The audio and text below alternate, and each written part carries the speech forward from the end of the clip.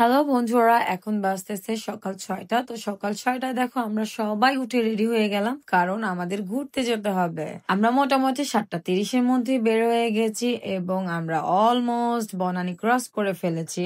12টার আগে কখনোই ঘুম ভাঙে না, না হলো 11টা। সো আজকে সকাল সকাল উঠে ওয়েদারটা দেখে এত ভালো লাগতেছে।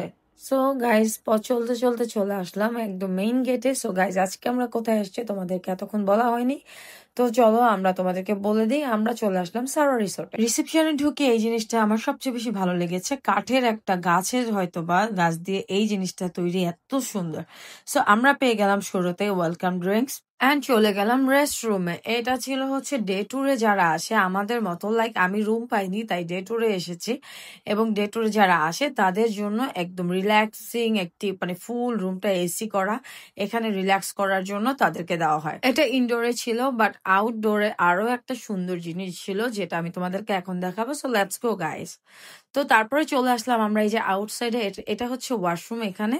তো ওয়াশরুমের পাশ দিয়ে ঘেসেই হচ্ছে এই যে এই জোনটা আমার এত বেশি পছন্দ হয়েছে, যে একটা দোলনা করা বড় একটা বেডের মতো। তো এটা একটা অসম্ভব সুন্দর। তো আমি যাওয়ার আগে ওরা আগেই চলে গেছে, আমার বাচ্চারা দেখেই ওরা ওইখানে ছুটে চলে গেছে, কারণ দোলনা বাচ্চারা সচরাচর পছন্দ করে, দোলনা বড়রাও পছন্দ করে। আর এরকম বেডের মতো একটি দোলনা, সাদা সদ্য একটি সুন্দর চাদর বেছানো, কি যে সুন্দর, অসম্ভব সুন্দর লাগতেছিল আমার এই জায়গাটা। এটা দেখছি আর ভাবছি যদি গ্রামের বাড়িতে আসলে এরকম করে একটা দোলনা লাগানো যায় কতই না সুন্দর হয়।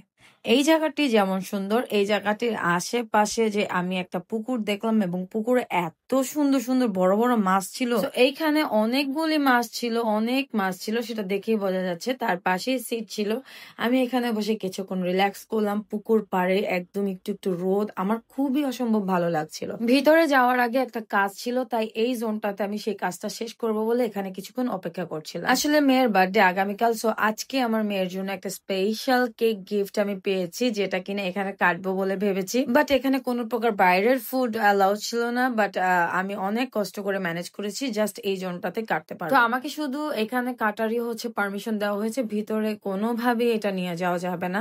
ভিতরে নিতে পারলে হয়তো বা আরো সুন্দর করে সুন্দর সুন্দর প্লেসে গিয়ে আমি কেকটা কাটতে পারতাম। তো আস্তে আস্তে সময় যতই গড়াচ্ছিল, গরমটা অনেক বেশি পড়ছিল, তাই মেয়েকে আর বার্থডে ড্রেস আমি পরাইনি, যদিও ওকে একটা ড্রেস নিয়েছিলাম পরানোর জন্য। তারপরে কি করব, নর্মালি এইভাবেই আমরা কেক কেটে ওকে উইশ করলাম, হ্যাপি বার্থডে জানালাম। আসলে আমাদের জানা ছিল না যে বাইরের ফুড এখানে অ্যালাউ না, তাহলে হয়তো বা কেকটা এখানে নিয়েই আসতে বলতাম না।